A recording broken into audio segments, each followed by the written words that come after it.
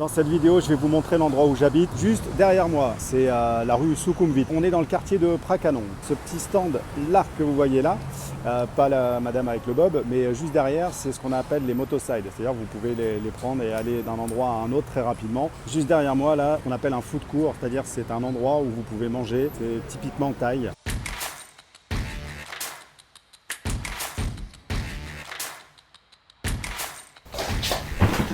Bienvenue sur Easy Thai Life, la chaîne dédiée à la Thaïlande et aux Français qui ont décidé de venir s'installer ici dans le pays du sourire et des massages. Justement, dans la dernière vidéo, vous avez pu voir, ou alors si vous ne l'avez pas encore vu, je vous invite à aller la regarder, Michael qui a ouvert un bar dans une rue très populaire de Bangkok qui est la Soi 11. Avant de continuer la visite de mon appartement, si vous n'êtes toujours pas abonné, je vous invite à vous abonner car dans les prochaines vidéos, vous allez voir comment se faire des amis ici quand on vit à Bangkok. Je vais également vous faire un bilan complet sur mon année en Thaïlande et eh bien ça me fait un petit lien avec vous en prenant plaisir à répondre à vos commentaires. Donc pensez également à activer la cloche de notification, à pourquoi pas me mettre un commentaire parce que ça fait toujours plaisir. À la fin de cette vidéo, je vais vous décrire, je vais vous expliquer en fait et vous donner tous les détails, c'est-à-dire combien je paye de loyer ici dans cet appartement. Vous allez voir, il est magnifique. Je vais vous expliquer où il est situé précisément dans Bangkok. Je vais vous donner le prix des charges de l'eau, de l'électricité. Bref, on se retrouve à la fin de la vidéo.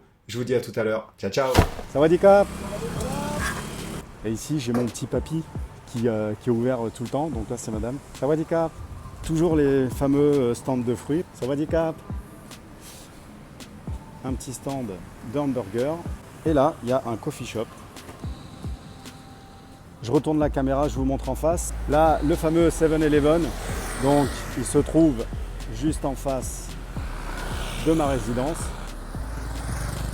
Donc ici, on a un stand de fruits pour se les préparer soi-même. Sawadika. Alors, il n'est pas ouvert, mais derrière, j'ai mon coiffeur. Et là, on va aller voir un endroit où je vais souvent prendre à manger. Sawadika. Donc vous voyez, hein, c'est très varié, il y a vraiment plein de choses à manger. Alors ici, on est au poste de sécurité. Sawadika. Hello.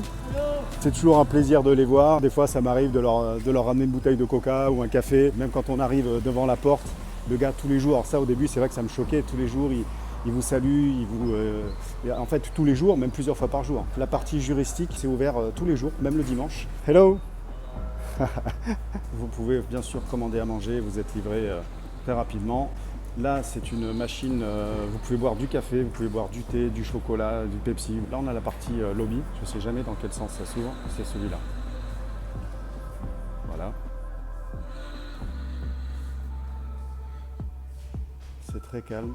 J'ai oublié de vous montrer quelque chose. Il y a des fois, vous allez commander, puis vous n'êtes pas chez vous, ou alors il est tard et le juristique n'est pas ouvert. Eh bien, vous pouvez venir ici.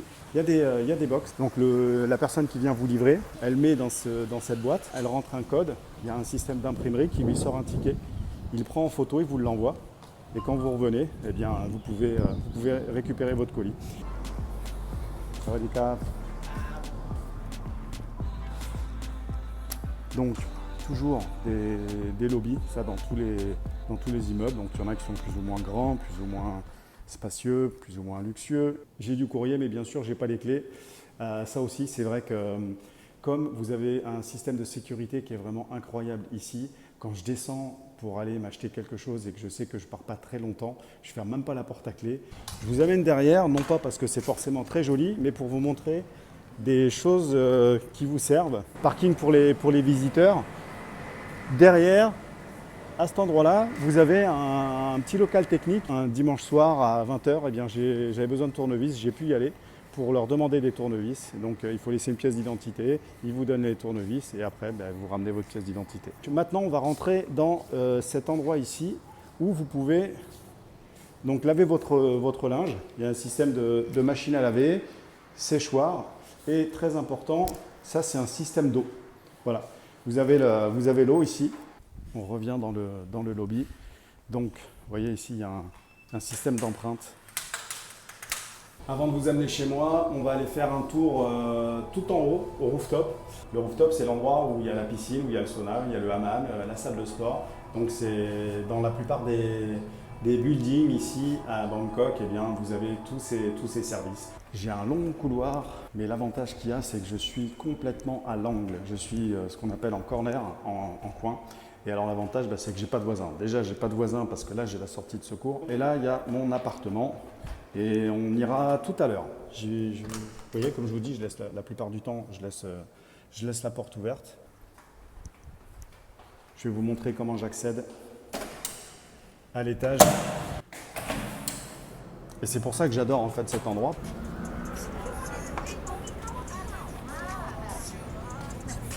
Ça va les caps? Donc voilà la piscine. Avec la vue sur Bangkok, c'est vraiment excellent. Alors la piscine, elle est immense. Elle fait 20 mètres de long. À ma gauche, on a la salle de sport. Vous voyez ici ce que ça donne. Dans le vestiaire des hommes, on a donc tout un système de casier.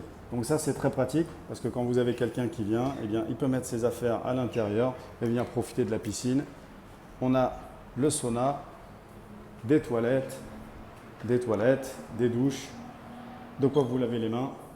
Bref, c'est vraiment très appréciable. Et on a la même chose au côté des femmes. Bon, là, je ne vais pas spécialement y aller, mais vous pouvez y aller pour justement avoir... alors là, c'est pas le sauna, c'est le steam. C'est le...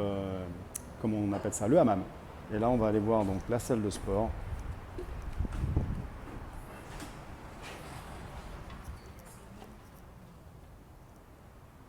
Voilà. Je vais remprunter le passage secret. En fait, ça, je kiffe parce que j'ai l'impression en fait que la piscine, elle est à moi.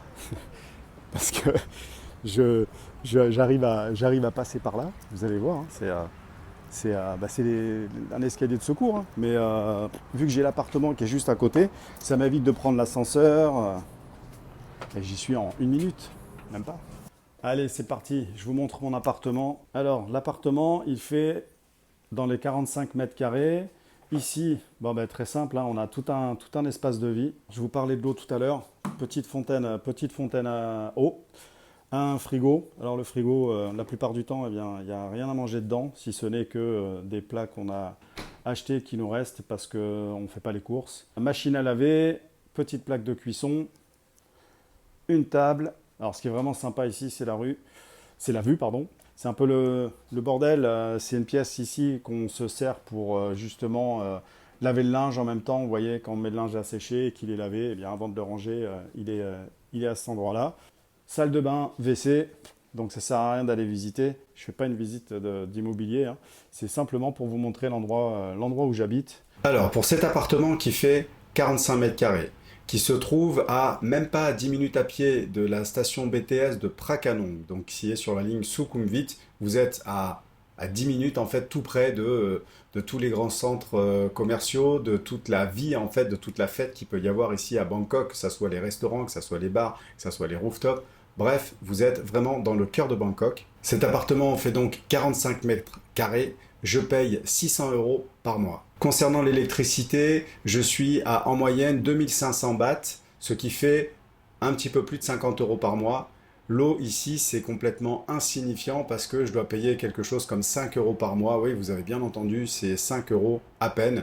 Je pense qu'il y a une raison pour ça, c'est que l'eau n'est pas potable. Donc, on est obligé à côté de s'acheter de l'eau ou alors d'aller remplir l'eau dans des fontaines que vous pouvez trouver. Il y en a un peu partout dans la rue, mais il y en a surtout en bas de mon building et je l'utilise très souvent. D'ailleurs, je vous l'ai montré tout à l'heure, elle se trouvait derrière, vous savez, dans le garage où j'ai été et je vous ai montré à côté des machines à laver qu'il y avait une petite fontaine. Donc l'eau potable, franchement, je ne sais pas si c'est vraiment nécessaire. Alors il y a peut-être la contrepartie où on peut dire, à contrario, on va utiliser plus de plastique. Alors est-ce que c'est bien? Mais en tout cas, concernant l'eau, bien l'eau, en fait, on l'utilise à 5% pour boire. On va boire 2 litres d'eau par jour, par exemple. Mais le reste du temps, en fait, c'est pourquoi? C'est pour se doucher, c'est pour aller aux toilettes, c'est pour faire la vaisselle. Bref, c'est vraiment pas pour qu'on la boive. Donc, est-ce que c'est vraiment nécessaire de payer aussi cher de l'eau potable en France? Avant de choisir cet appartement et cet emplacement, j'étais venu passer plus d'1 mois ici à Bangkok et j'avais visité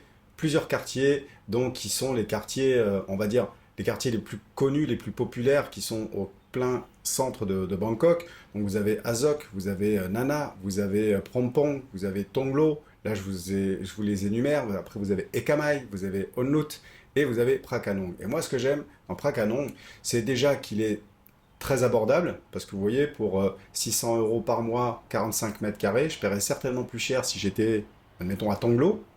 Mais à Tonglo, eh bien, c'est beaucoup moins fun pour moi. Et en tout cas, ce que j'adore ici, c'est que il y a le quartier d'une part, mais surtout la vie qu'il y a dès que je descends de mon building, je peux manger partout. J'ai des petits restaurants, j'ai de la street food. Il y a bien sûr le 7-Eleven, mais ça, il y en a partout. Quoique, j'ai visité certains condos qui, eux, eh bien, vous étiez obligés peut-être de faire 2, 3, 400 mètres avant de trouver quelque chose à manger. Donc, c'est vraiment pas du tout la même chose quand vous êtes obligé d'aller un petit peu plus loin. Alors voilà, moi j'ai trouvé cet endroit, j'ai trouvé cet appartement. J'ai passé à peu près un mois à vraiment vivre en immersion ici dans Bangkok quand je suis venu. D'ailleurs, si vous avez en projet de venir vous expatrier ici en Thaïlande, eh bien je vous encourage à passer beaucoup de temps et à vivre comme si en fait vous deviez habiter prochainement donc dans cet endroit-là. Si vous êtes toujours en train de regarder cette vidéo, eh bien, je vous remercie déjà d'une part, et c'est qu'elle a été intéressante pour vous. Donc, si vous n'êtes toujours pas abonné, je vous encourage à vous abonner. Mettez-moi un petit like si ce n'est pas encore fait. Et puis, pourquoi pas, mettez-moi en commentaire si vous, vous verriez bien habiter dans ce genre d'endroit, ici à Bangkok, ici à Thaïlande. En attendant, je vous dis à la semaine prochaine pour une autre vidéo. Ciao, ciao!